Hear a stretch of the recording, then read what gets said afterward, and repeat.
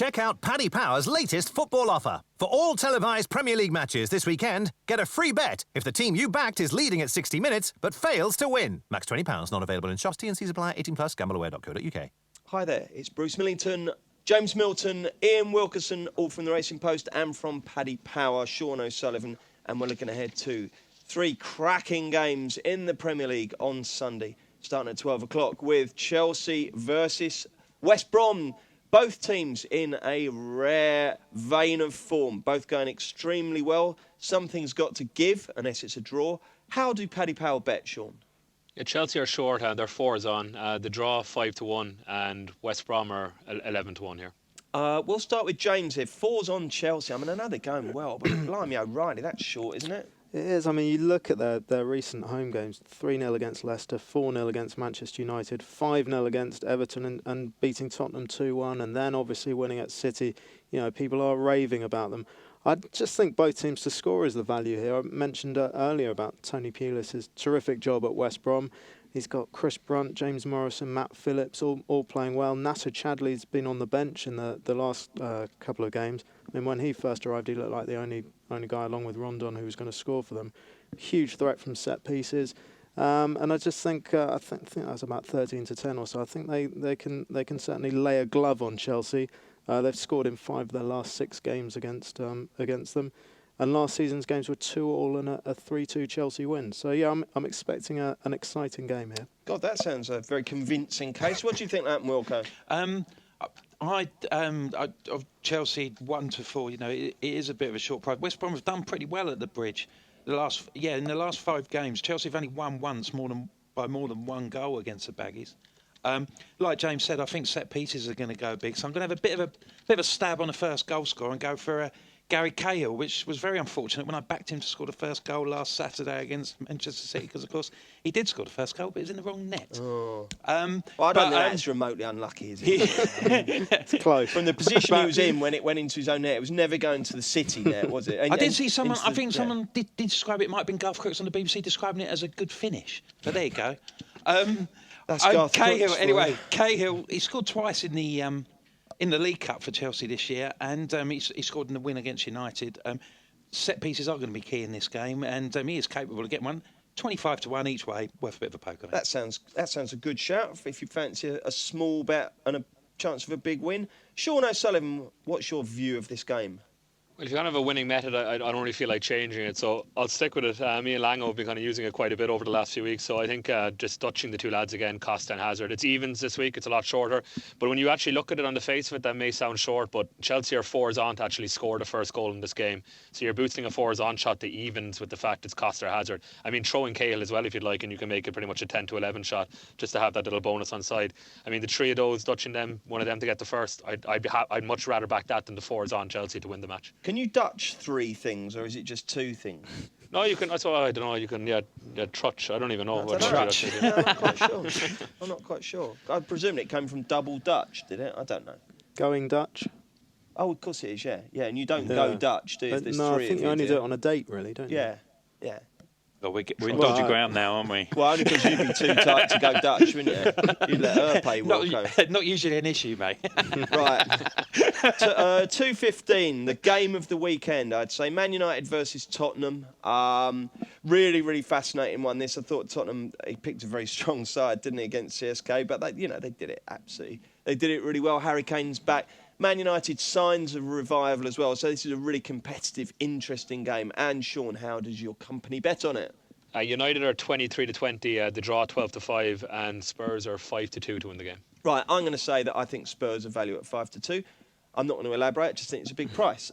James, what do you think will happen? I've got written down Tottenham draw no bet, but also I just think the draw is such an eye-catching price. I mean, United have had 6 draws in 8 games.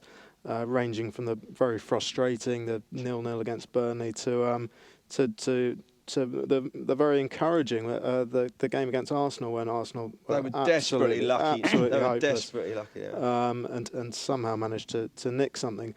So, but yeah, I just think Tottenham, with the injuries they've had this season and the kind of increased expectations, I think their results have been really impressive. They've maybe not been as fluent as they might be, but I think that's coming. still only lost one game in the league this season. That was Chelsea away. And they played really well for the first hour of that game, didn't they? Absolutely. So I think they really are kind of equipped for these big games away from home now. And I think Alderweireld is back. I think he came on as sub. Kane has scored 7 goals in 6 games since he came back, which is a great effort. I think they can definitely hold United. So I like the look of the draw at 12-5. Draw, okay. I'll tell you one thing as well with Tottenham. What price you Tottenham for the title, Sean? Can you remember off the top of your head? I would say this. If you've had a bet on the title this season, I think now you should definitely at least save your stake with Spurs. I honestly do. I know you're a Tottenham fan, Wilco, and you're looking at me like all Tottenham fans do. That stuff. Are you mad? We never win anything. But I absolutely think it's a progressive team. There's a deeper squad. I think they are going to be big players in the title race this year. Anyway, back to... They're 16s, Bruce, by the way. 16s, yeah. Well, you're quite short there. I think there's 20s or 22s elsewhere, so I would definitely nibble at that. Wilco, what will happen when Man U and Spurs lock horns on Sunday afternoon? I fancy Spurs. I went to Wembley on Wednesday, and CSK weren't up to much, but they murdered them. They could have won 6 or 7.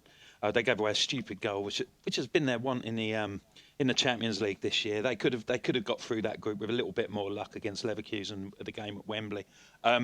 They're really playing well. Eriksen has found his form. I don't know where it's come from. He was brilliant last night. Fantastic. Alderweireld coming back is such a massive boost for them. I mean, apart from perhaps Lloris, he is their best player. And to have him back at the centre, to have lost only one game with him being out for these 3 or 4 weeks is a massive plus. I just think Spurs are a team and they play as a squad. They play all the right bits fit the right holes, whereas United are the complete opposite of that. They've got all these talented players, and Mourinho hasn't got a clue what to do with them. So they seem to be just bung on the pitch, and they don't know no one seems to know how everybody fits in and things like that. They look disjointed. They've had some decent results. They've also most of them are flying out to Ukraine, and whether you play or not, it's still a decent flight back to come back 3 days later. I know these are footballers; they do it every week and all that, but it's still a long way to go. I think Spurs, I think they're a cracking price at 5-2. Okay, you're hearing a lot of Spurs vibes from London. What's your view over there in Dublin, Sean O'Sullivan? Yeah, I'd be the exact same. Yeah, I'd be on Spurs or the draw here. I mean, if I'm backing one of the two, I'm probably siding with the draw, but I couldn't be touching United. United's last 3 Premier League games have actually ended 1-1. This game just looks to me like it's just primed for that kind of score again, like a 1-1, maybe a 0-0. 1-1's 11-2. I think I'll probably have a small enough bet on that, but I just couldn't be touching United. They have a lot of possession at the moment in all these games, but there's just no cutting edge. Something's septically wrong with that club at the moment. They just don't seem to be able to turn the corner at all. Every time they make any bit of momentum, they're stalled. I mean, Spurs aren't any great shakes here either at the moment. They should be doing a lot better this season, I think. They had a settlement from last year to push on a bit this year, and they haven't.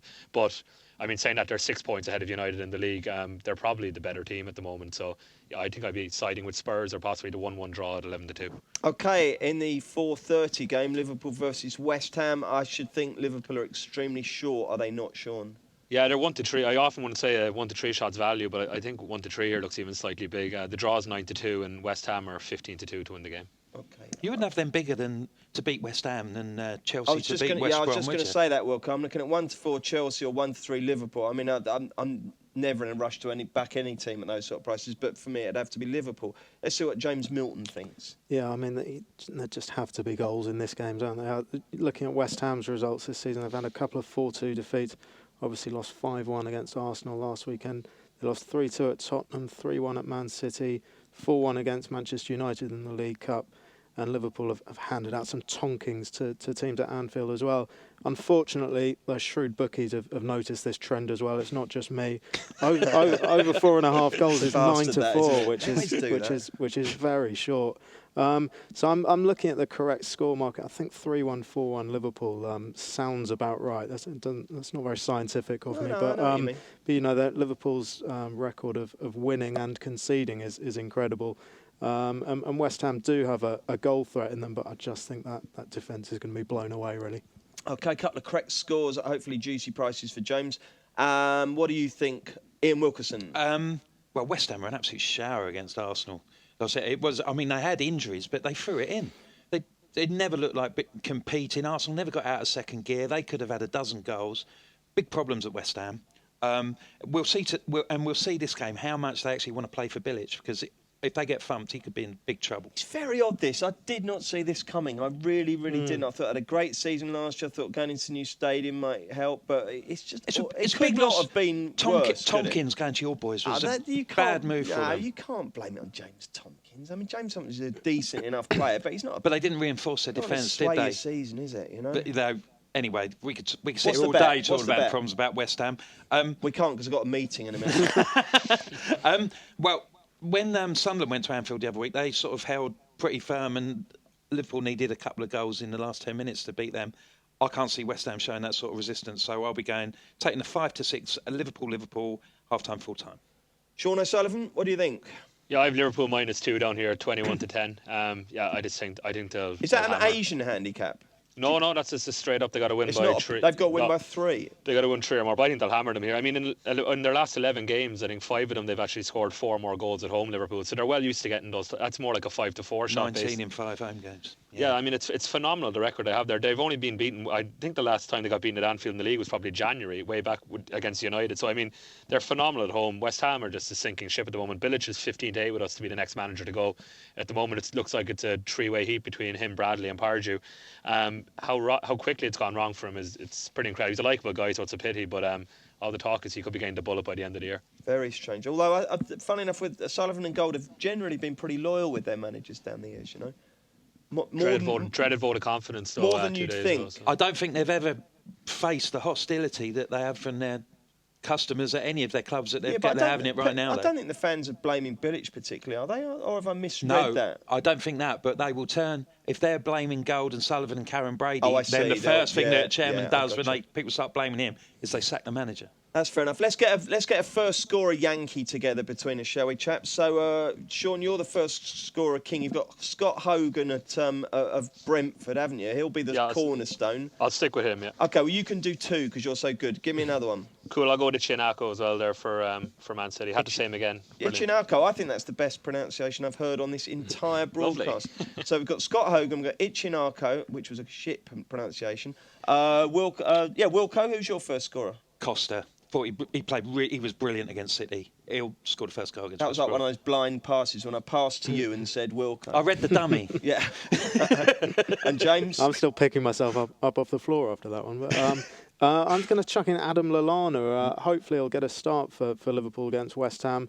Scored 6 goals this season for club and country, and I think Paddy Power is still offering a very juicy 8-1, which blimey, is that does sound the big, best doesn't in it? the village. Okay, let's ask a really mainstream question. All ready for Christmas? I am actually, yeah. I like to chip away at my Christmas present buying. So when did you buy your I'm in first good present? shape. Probably mid-November, but yeah, I've been doing some good elf work. Is this your second Christmas as a daddy? It is, yeah. Oh, yeah. how lovely. Wilco? No. Okay. I had.